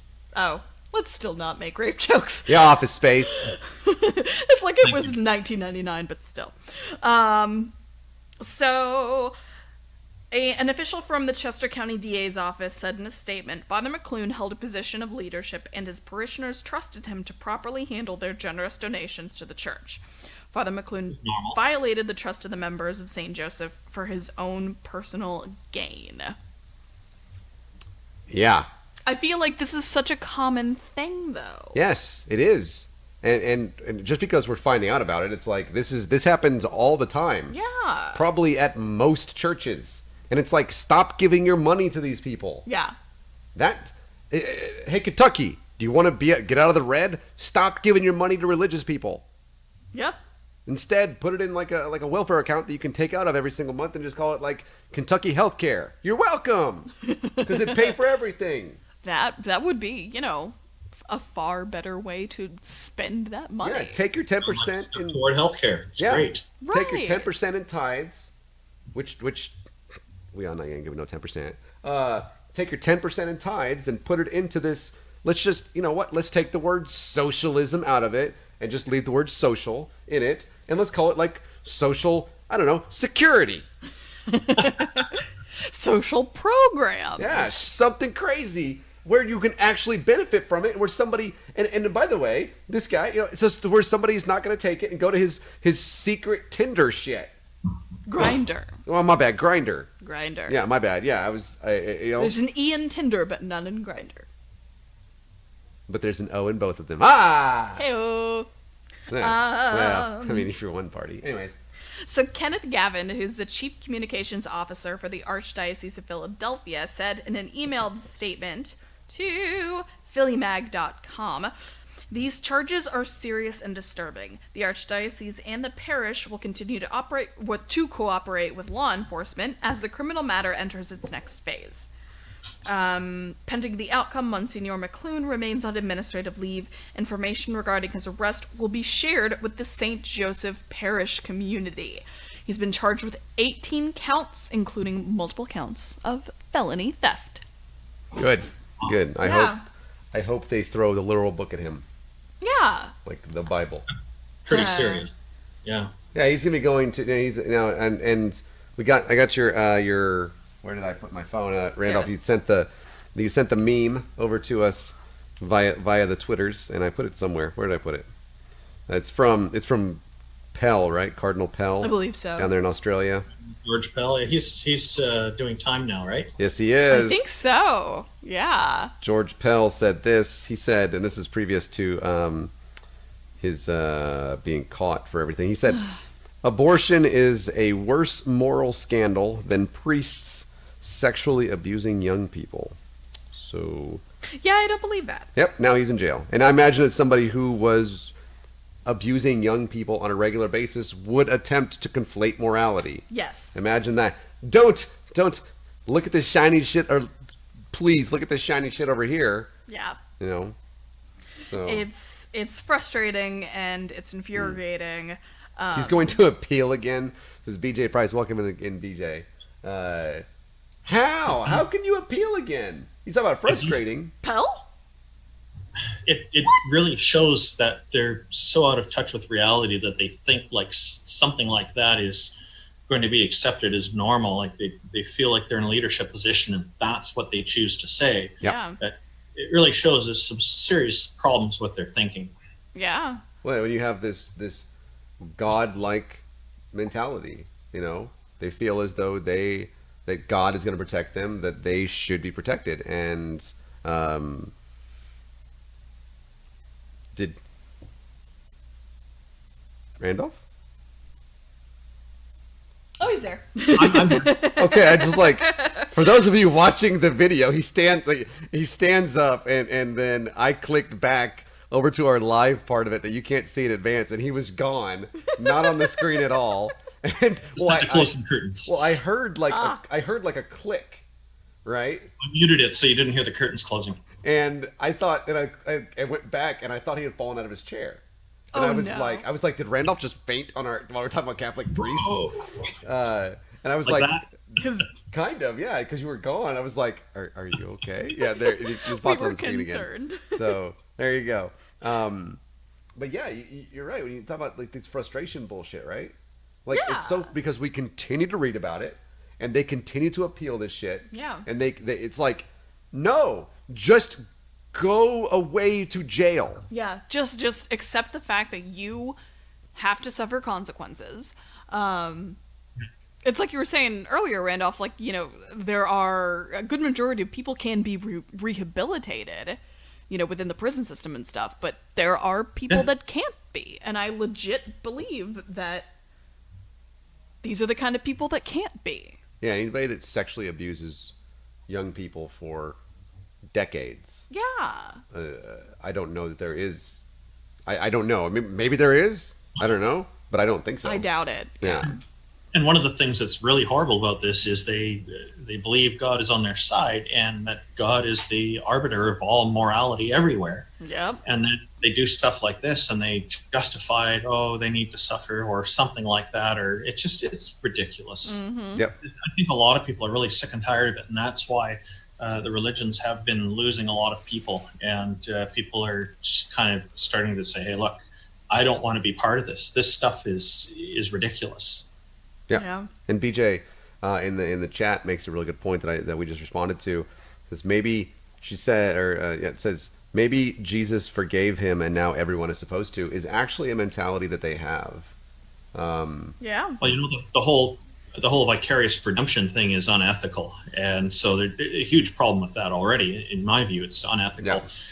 if somebody came along and wanted to take a mass murderer, take their place in prison so they can go free, there's a serious ethical problem with that. Yeah. Well, how many times have I also had the conversation with people regarding this, and then regarding like the abortion thing in Numbers 5 usually is like, can you give an example of when that actually happened? I'm like, what? But they when it comes to this and it comes to rape and stuff, and they're like, yeah, well, but how can you say that something is morally wrong? And I'm like, that's your fucking answer. Yeah. Your answer is not, yes, this person has sexually abused children in this case, or in this case has continued to abuse like the trust of the people who are giving money into the parish, right? Yeah. And instead of saying this person is completely fucking wrong and everybody that does this is wrong and we should have a better process of like vetting these people, the response that I get is, how can you as an atheist say something is morally wrong? I'm like, that's not the answer, motherfucker. Yeah. That's how you know you're wrong. Yeah, where does your morality come from? Yeah. Bullshit. It's infuriating. Yeah, where can you get your morality from? And I'm like, apparently a place this priest didn't get that shit from. Right. So not the Bible. Yep. Morals tend to be subjective, and the fact that there's so many denominations of different religions, over 25 or 35,000 for Christianity, I've heard, and Islam. There's actually more than 80 of Islam, and then other religions as well have all kinds of variants. Randolph, what is that noise? That's the phone ringing in the background. I'm sorry. If you need to get that, that's okay. No, wait, hold on a second. No, you don't need to get it. They can leave a message. Young American children, that is what is known as a home phone. That's a landline. That is a landline phone, and people in Canada apparently still have those. You still have them in the U.S., don't you? Or I mean, yeah, I don't name 5 people. Okay. Work. No. My dad still has a rotary phone. Well, yeah, but that's your dad. I That's love different. rotary phones. We get to make fun of our parents when it comes to that. But and he's on the internet. He's right up to date on things now. But he likes a mixture. Name 5 people, love, who have home phones in the United States. Go ahead. My Aunt Catherine. Yeah. My Aunt Susan. Okay. My cousin Leslie. How old is Leslie? 35? Oh, okay. All right. 35? 36? Our internet connection is unstable. Oh, that's fine. Uh-oh. I don't know. Yeah, see? It's like I'm trying to you go. think of all the people. Yeah. My mom doesn't even have one anymore, though. She just has her cell phone. Yeah. Yeah, which she does not have turned on all the time. Yeah. The way that Russians are going to get us, by the way, is not by election interference. You know what it is? It's going to EMP us. And none of us have anything Like an that's... Yeah. And it's just going to be boom. And we're over. We're all gone. We're done. Yeah, because we're going to be stuck in the 1920s, except for... BJ has a landline. So that's 4. Dang it. And then, didn't tell 2 weeks ago. Damn it, Claire! Welcome in, Claire. But, by the way, it'll be like the 1920s again, except for women will have the right to vote, and everybody's going to have, like, everybody's going to be equal when it comes to equal rights. Let's be honest here. I probably still have more than most. Yeah, that's true. But yeah, that's how it's gonna happen. We have moved away from paper stuff, and it's gonna be like, oh no, where is Ontario again? Does anybody have? Oh, Google Maps doesn't work anymore. How do these work? Oh boy. Yeah. I just for those of you that are listening on the podcast, I just pointed to the map on the wall. Which doesn't even have Canada. Oh, it doesn't. It doesn't. That's the. How does Hank Green or no John Green say? That's the brown area of not America. Yeah, it's not there. It says, oh no. Maya's got a landline. That's 5. Oh, Maya. I'm trying to get rid of mine.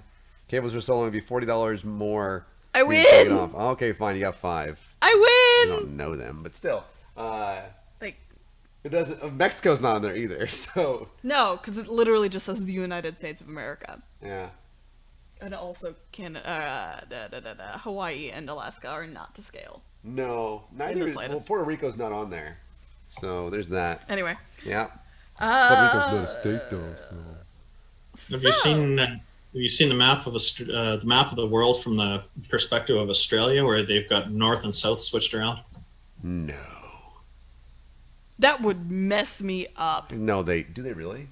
Yeah, don't go know. to Google image search and type upside down map. You'll find it. It says But I feel like beavers.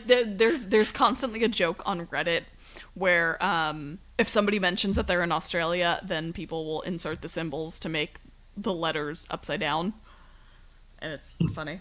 It's very entertaining. What I'm looking at on Google Maps, it's very much right side up. I don't know. Okay. Shouldn't it be upside up? No. Down. Oh, look, upside down Australia map. Okay. Why? Why is it upside down? This is the best. No, white. No. Somebody just took a map and inverted it. Come on. Well, and then they put all the words on the right way, and it's very. Yeah, there are a lot of places that I didn't know. Alice Springs is like dead fucking center Australia, by the way. I learned something else new today. I learned 2 new things today. This is not to. I don't know. All I have to do is just put it on a thing and like didn't pop it around. I'm turning my head upside down and shit. That's a fun one to show your kids. Well, hey corgis, check this out. All right. What else? What else do we have? You keep a Rand McNally of the whole country in the car. Claire. There's no right side up or down. I mean, technically she's It's right. like a Trump map. All right. It says there be beavers. That's funny. What does it say in Mexico? What? Yeah. What? Beavers. Where did you see what? It's in the chat. It's I meant miss I that? said BJ's joke twice. I think by the way, Oh. I think I don't know if BJ is from Canada. I don't remember. I don't remember. I'm sorry. We actually have a couple listeners in Canada, so that's cool. Yeah. Neil was in here for a little while. I think he left. Doing his own thing. Yeah, Neil. How dare you? We're almost done anyways. Don't worry. Yeah. So, do you want to talk about something that's a little closer to home? Is it more positive? No. Ah. Not in the slightest. Is it Texas? Yes. All right. You know what it is? Nope. It's at the Islamic Center of Irving. Oh, this just got depressing. Yeah. We've been there. We have been there. So we talk a lot about Christianity, and we talk a lot about things in other parts of the country. I had originally written in other parts of the world, but we both know that's not true. We don't talk about that much in other parts of the world. No, rarely My do apologies we. to the rest of the world. Oh yeah, well it's because the rest of the world, outside of like the Middle East, basically has caught the fuck up. And That's and true. it's been like, hey, guess what? Not so much of this anymore, do ya? It's true. So when we talk about something that's a little bit closer to home and that has to do with the Muslim community, it's something that is slightly out of the ordinary. So there's an imam, was an imam at the Islamic Center of Irving, which we have literally been to before and is not too far from our apartment. Yeah, it's like 10 minutes. He has recently been accused of having an illicit relationship with a woman that he had been counseling since she was 13 years old. Whoa. Do Yeah. we meet this guy? I don't think so. Okay. I doubt it.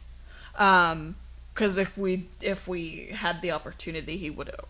He wouldn't have met Services you were at all. happening when we were there. Oh, he also wouldn't have spoken with you anyways. No, he wouldn't have. Pious bastards. Imam Zia-ul-Haq Sheikh is the subject of a lawsuit brought in Dallas County. I don't know if I said that right. But he also apologized in advance because neither of us know. Yes, I'm very, very sorry for Yeah. mispronouncing everything. What does Vice Rhino say? That he's like the king of mispronouncing things? Well, we are in your court. Yes. I come in a close second. I like it. I took ASL in high school, so I can't pronounce anything in the slightest. And she doesn't mean age, sex, location, you Yahoo chat people. AIM. Hello. No. that AIM was first, wasn't it? I don't know. Anyway, so he's the subject of a lawsuit brought in Dallas County that alleges that the woman started seeking counseling from Sheikh at the Islamic Center of Irving in 2010, when she was 13, and met with him almost once every week for sessions over the next 6 years. He gave her advice on dating, loaned her money for school, and in 2016, when she asked for marriage advice, he even suggested himself as a marriage prospect when he was already married. Yeah. The two began a sexual relationship involving illicit texts, phone calls, and video chats, and eventually it culminated in December 2016 when Sheik texted the girl to meet him at a Motel 6 to have sex with him. Afterward, he totally ghosted her, which caused her to go to the president of the board of the Islamic Center of Irving and complain. There was a report that was released that the president of the board advised her to seek mental health services and also discouraged her from sharing what she experienced because it would harm Sheik's reputation as a respected religious leader and family man. Who cares? Right! This is what happens. He ruined his own reputation. What Yes. she is reading right now, though, this is what we read every single week, it seems like. Yeah. Yep. With every single, clergy crime that we cover, almost every single story that we cover has something to do with either trying to cover up sexual abuse or trying to cover up, rape, or trying to cover up, financial, Yeah. indiscretions and stuff like that, like stealing money, Yeah. and so much of this, when the courts end up going easy on, the rabbi who ran a special needs school because he was a good man and they didn't want to, do any more harm to him than he had already seen. But, we see this so often, and it's really, really infuriating. It is. Yeah. At the imam up there. So, how long ago did she come forward? Was that a couple years ago, or? She came forward soon after he had ghosted her, which was probably early 2017. So she felt slighted. It wasn't because she was, Well, but I think at the same time, though, I think it wasn't just that she was like, what the fuck? You have sex with me and then you do this. It's like, she had just turned 18. Yeah, he'd been grooming her. Yes. Yeah. Exactly. Yeah. And I mean, it's frustrating because we see, like I said, we see so much of this happen, and apparently the let's see, I'm going back and re-glancing over the article really quick and just reading straight from it, because this one is from the Dallas Observer. The Islamic Center of Irving released a statement to the public thanking Sheikh for his service to the mosque, but the plaintiff got a lawyer involved when he began looking for other employment in mosques in the area. Her attorney and the Islamic Center's attorney made an agreement that required the center to send a letter to several mosques detailing the reason Sheikh resigned in hopes that it might deter him from being hired in similar positions. Yeah. How'd that go? Well, I mean, the actual members of the Islamic Center in Irving, apparently they are yet to receive any sort of public statement on this. So they've been operating mostly in the courts, which I think is fair, to make sure that, so stuff doesn't get carried away, I guess. But I don't know. I don't know. It's frustrating and it's gross. Whenever you have somebody who does this, and it doesn't matter if they are Christian, if they are Muslim, it doesn't matter if they're atheist, whatever, whatever religion you might follow or denomination of said religion. With child abuse, it's, the children are trying very often to please the adults who they see as important in their lives, and they will they're very easy to be made victims of because of, and it seems to happen a lot in these religious circles. It happens outside of it too, but it's just there's a serious problem with these religions because they're all claiming that they they do all this good in the world, and then this is the product of it as well. Um, we need to do better than this as a society. This kind of stuff has to come to an end. And I think we're at a bit of a turning point where people are now not wanting to trust clergy or other officiants of religions to be alone with their children anymore. And that should be something that always comes up. Years ago, I had my oldest daughter wanted to, when she was very young, wanted to go into some kind of television commercial. Turned out Pampers was apparently filming or auditioning. And so we went down for the audition, and then by the time it was her turn, they told us that she has to go into a room without us. And the answer is no. Yeah, and other parents there are looking at us like we're committing blasphemy or something.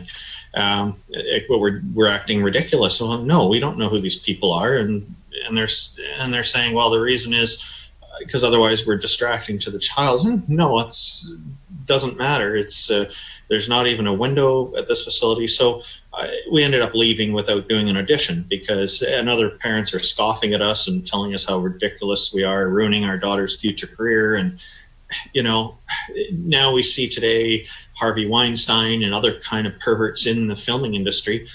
To me, that's just a vindication that I got this right, additionally into what I was concerned about. But I did, after leaving that audition, I did contact the agent who said, oh, that's standard in the industry. If you aren't up to that, then there's no point going to any more auditions. Holy cow. So I called up Pampers to let them know what was going on. And Pampers Canada, they looked into it and said, there's no auditions going on right now. So they got in touch with the US Pampers to find out. And this is the diaper company. And the same result came back. No, we don't know anything about this. And they wanted to know who it is, where it is. And also I gave them all the info. And then I called up our local government just out of curiosity to find out if they had a business license. No business license. And they definitely need a business license for that. Yeah. So this casting company was operating outside of the law. Like, wow. So if you're ever auditioning anywhere, anybody, especially for kids, make sure they're properly licensed. Make sure the business license is real and not some modified copied thing that's plastered up on the wall. Do your due diligence. Make sure that these people are legitimate. If it's for a big company like Pampers, give them a quick call and confirm that it is legitimate. Yeah. Ooh, that's terrifying. Yeah, it is. Yeah, you definitely made a good call on that one. I can't even imagine. Yeah, well, I'm particular about this. The way I look at it is, as a parents, we have one chance to get this right with our kids. So, we need to be vigilant about these things. Yeah. Wow. Here's an example of stuff going wrong outside of the religious community for you, for some here. Oh. But kudos to Pampers for checking in on that, and right. And our local government for investigating. They went down, actually, the two ladies, one of them, inspector, she was saying she's going to go with her coworker, and they love to see babies and young children. So they went down right away. And then, of course, they called me back and said they already cleared out and they're long gone by the time they got. Oh, my God. So it was a very temporary setup. Wow. Jeez. I can't even imagine, and this is coming from somebody who doesn't have children, who doesn't want children. I like children, but I don't, necessarily want my own. And I can't even imagine how terrifying it must be, as a parent, trying to navigate so much of that stuff. It's actually not that bad. I think before we were parents, we worried about that stuff. Now we're parents, we realize we were way overdoing it. It's really not that bad. Yeah. Once you're in the thick of it, it's fine. You kind of develop the instinct to know what to do. Yeah. Yeah. All right. Well, do we want to... Yeah, I want to do the... do you want to cover one more? I want to do one more. I want to do the Francis Miles one. Francis Miles? All right. Yeah, because I know who Francis Miles is. So... It's awful that I know these people's names, by the way. Well, okay, then, so I don't know a lot about Francis Miles. So, Nathaniel, tell us about Francis Miles. I shouldn't have said... Okay. So, he's a prosperity guy. Ooh. Yeah. He's also What's that mean? he's a prosperity gospel guy. Oh, okay. Yeah. One of the churches. Okay. Yeah, the Church of Perpetual Give Me Money. Yeah. The Saint of Perpetual Give Me Money. He's also like a so-called prophet or whatever type thing. He predicts the future and all that shit. He's on Jim Bakker's stuff A all the time. for-profit prophet. Yes, he's definitely a prophet. Yes, and he's for sale. And he is, you'll never believe this, incredibly far right. Yes. And he is against immigration, like almost in totality. Yes. He Sounds is. typical so far. Yep. This is, and he preaches it from the pulpit as well, and why we should be scared of people Of that course he are does. coming from places that we destabilized. And by we, I mean the United States, not you, Canada. Yeah. You don't destabilize shit. Well, I don't know. You probably help us destabilize something. I don't know. I don't know. We're just the ones. We do it with precision. We're like doctors doing heart surgery. All right? It's amazing how good we are at this shit. Or like, How good we are at doing bad things. yeah, we're like Ben Carson when it comes to head surgery. He's a brain surgeon. Was. Neurosurgeon. Yeah, Was. that'll give you a different opinion about neurosurgeons. I don't think he's doing his continuing education. I'm just He's not. saying. He switched to And- politics, I believe. Yeah. And this is he is very much this guy right here on this that I'm looking at right here. You can Yes. see his enormous necklace with the big gold. It's a lion, by the way, Oh on dear. his neck for the Lion of Judah. So Lion of Judah? yeah, that's a Jesus in the future type thing. Oh, Jesus, take the Um, wheel. He's on it with Jim Bakker all the time, and he talks about he's a constitutional literalist. Okay. In the way that the Constitution is superseded literally by the Bible. Yes. Yeah, and I that's like, gleaned that from this article. This article comes from Right Wing Watch, by the way. yeah, and which, by the way, is very, very far left. Yes. Right Wing Watch absolutely is, but you can watch the videos that are on there. You don't need the opinionated articles, which are full of emotional words. Yes, they are. Yeah. You can just watch the videos that are on that website. But if you don't know Jim's Bakker, by the way, he's the guy. He is a convicted felon, convicted of fraud. He much is. like Dinesh D'Souza. Yes. He went to jail for I don't remember how many years for fraud, and he's back Yes. on the scene, folks. Back in the church. Back in the on television pulpit, selling apocalypse Buckets. foods. Yeah. What was Did he yours? get pardoned Backer like buckets. Did he get pardoned like Dinesh D'Souza did? No, he has He has actually nothing to served gain his time. politically.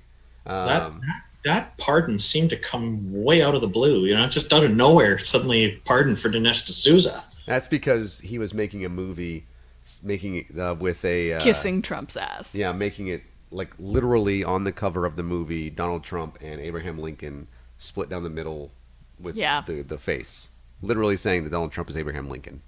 Well, that'll do it. Okay. Yeah. Appeal to the narcissist. All right. Yeah, and so he is as in Jim's Bakker, by the way, he sells like jugs of gravy basically, and food that you can keep for the apocalypse. I feel like Seriously. Scathing Atheist or Cognitive Dissonance either have done like they want to do the backer buckets as like a Patreon goal, but they don't think they did. But I'm pretty sure Rhett and Link on YouTube did one. I think so. I'm pretty sure. Let me double check. I'm not. You know what? I'm one of the people that like regularly, because I watch, and Susan can tell you, I watch all these really bad religious movies. Yeah, Good Mythical Morning did it. They actually got them. You could not, because this is the same person who's selling basically fucking bleach, and saying that it'll help you with your whatever uterine problems or whatever. Oh yeah, Yeah, like so- that it's safe for kids and Yeah. stuff, safe for babies. Yeah, it's like Or something. here's some hydrochloric acid. Drink it. You don't have to worry about anything again because you'll be dead. Yeah, that kind of nonsense. Yeah. But they actually, they sell these buckets of backer buckets, if you will. Yeah. Yeah, and I don't know if it's backer or baker. Honestly, it's 2Ks. I've Why? heard it. I've heard it both ways. And for like that's how he makes his money now. He's Yeah. on TBN or CBN or whatever. He's the a fuck grifter. in. Yeah, and he's making money off these. These are the people that I hate more than anything else. Yeah. The people that obviously when it comes to the people that are on TV and stuff like that, the young Earth creationists, the people that actually like Stephen Meyer and Ken Ham and the motherfuckers at ICR down the road from us, and those folks, right?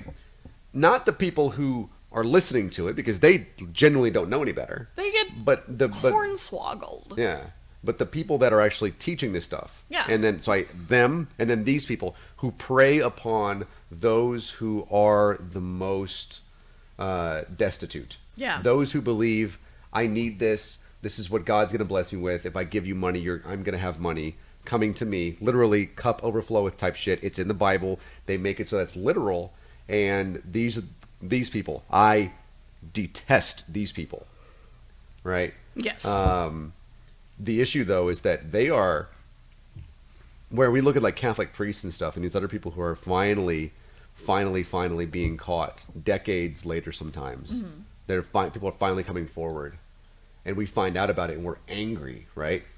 Jim Bakker and Baker, apparently. I'm Baker, sorry. thank I you. was saying it wrong. And that motherfucker that's up here in DFW, I forget his name. I know who you're talking about. Yeah, he's the guy. He's got multiple jets. Him. Yeah. He's got his own fucking airport. Copeland? Yeah, Kenneth Yeah. Copeland. He said he doesn't want to ride in the same cabin as like the filthy sinners, basically. They're doing that shit right in front of our faces, and we don't care. Right? Yep. People, we know they're lying. Yep. We know that they are abusing people, not in the same way, right? But abusing people, leading people into destitution and poverty Yep. that they are incapable of recovering from. Yeah. Taking millions and millions without empathy, without consideration, because they are greedy bastards, not paying any taxes either. Yeah. And we're just, we, as well as the congregations who are upset with the people, sometimes, by the way, looking at you, Harvest Church up in Chicago, who get really pissed off when we find out that people are sexually abusing children, which, by the way, yes, awful. These people are not sexually, but they are abusing. financially abusing, mentally abusing Yeah.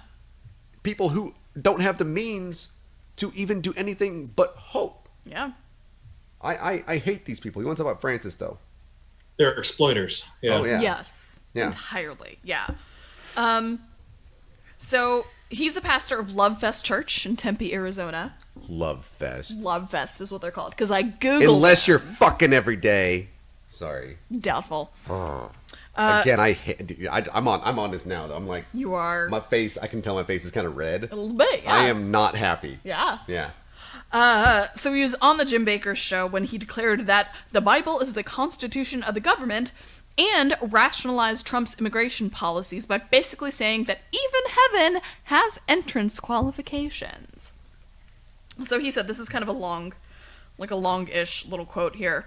If God's kingdom is a government, then it has to have an immigration policy. Do you know what the gospel is?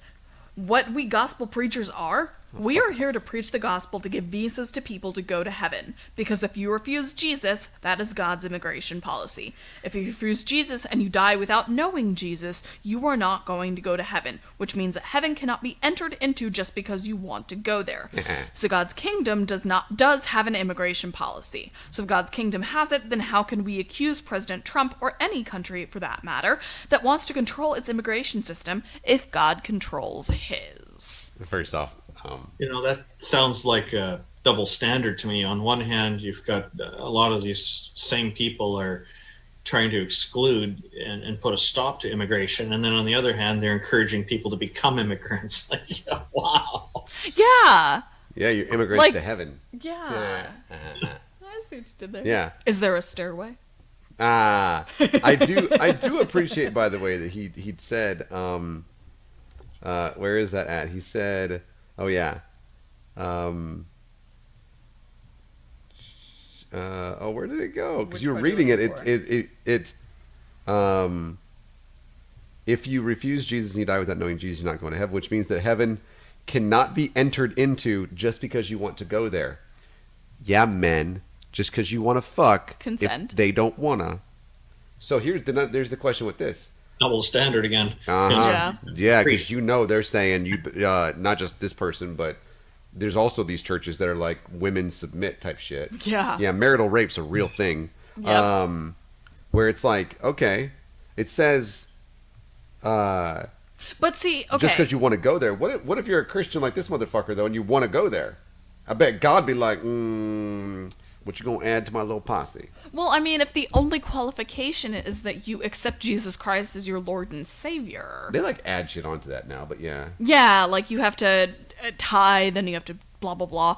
But like, from what I understand, and I mean, it's been at least a decade since I've been in church, like it was accept Jesus as your Lord and Savior, and then you're saved and you'll go to heaven. Yeah.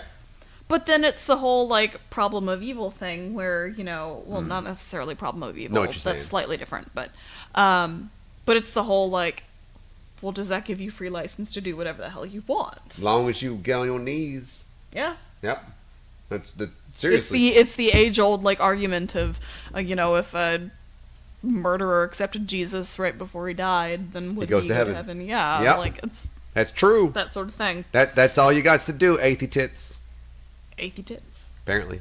Yeah, this is some fucking nonsense. Yeah. He's like, okay, so what he's saying, he's conflating American immigration. I didn't know this was about immigration, by the way, and I forgot the guy was even from Arizona.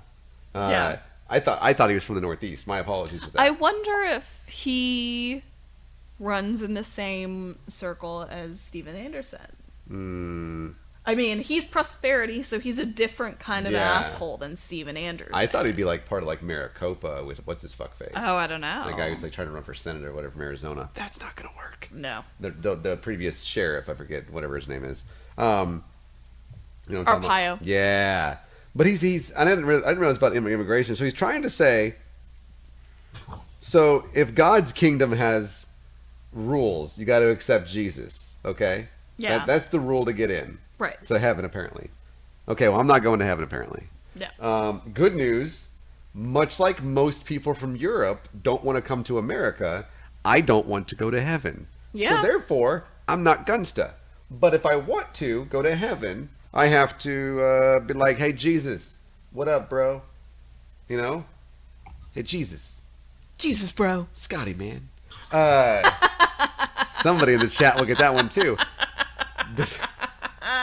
I love when I make her laugh. That one was backward, which works out. Does that mean... You better tell Brad Jones about that. Does that mean that if people are coming here, that all they have to do is say, I love America? And they get in? They have to sing the theme song from Team America World Police. Oh, I'm not gonna. We'll get Not shut the national down. anthem. National anthem's racist as fuck, so no.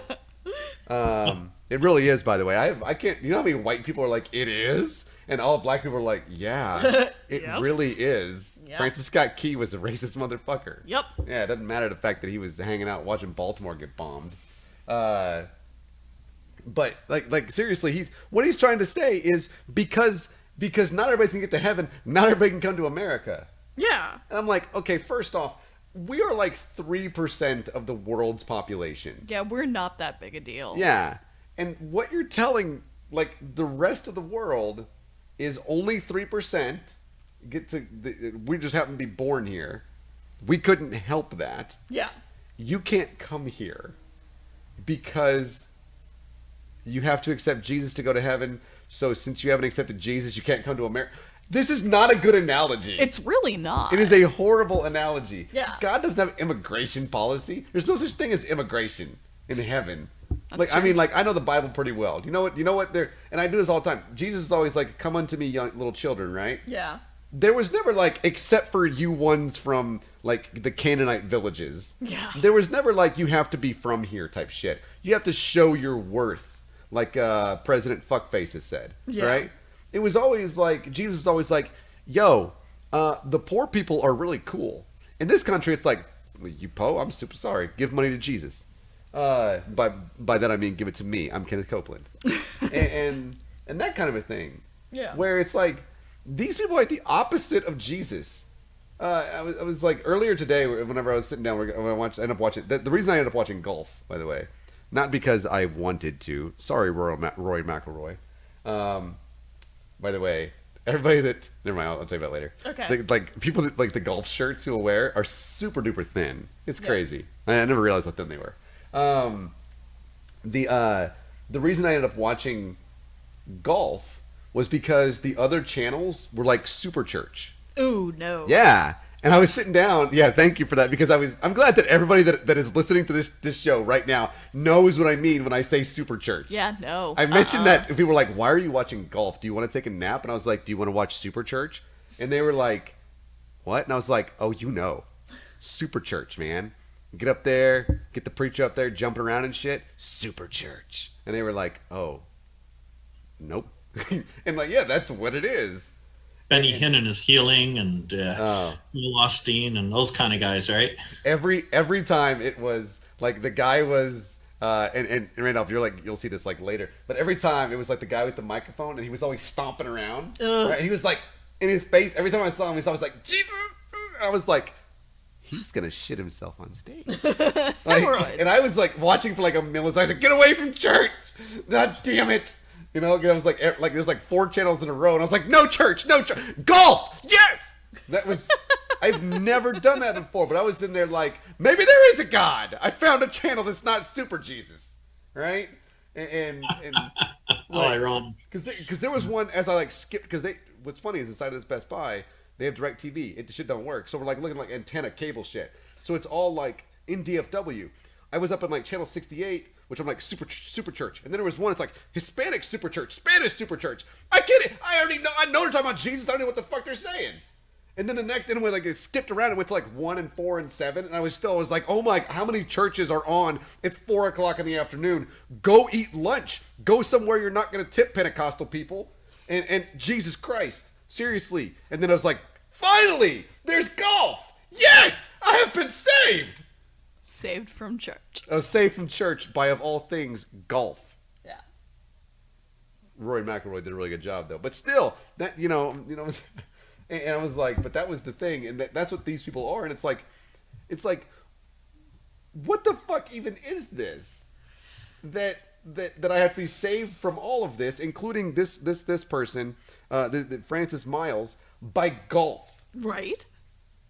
And also, they cover up their bigotry by saying, well, God doesn't let everybody in either. Last I checked, we're not God. Yeah.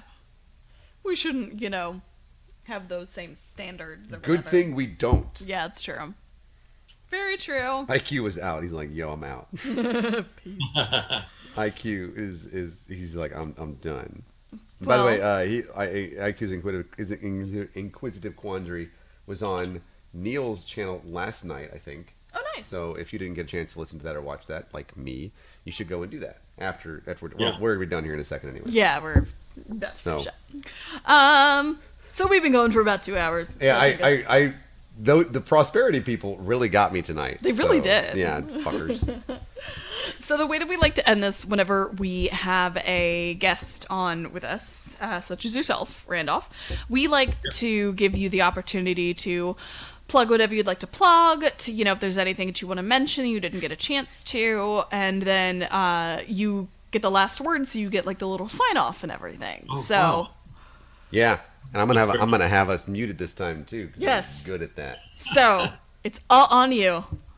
Well, thank you very much. It was this is definitely an interesting experience. I've never been part of a show quite like this before.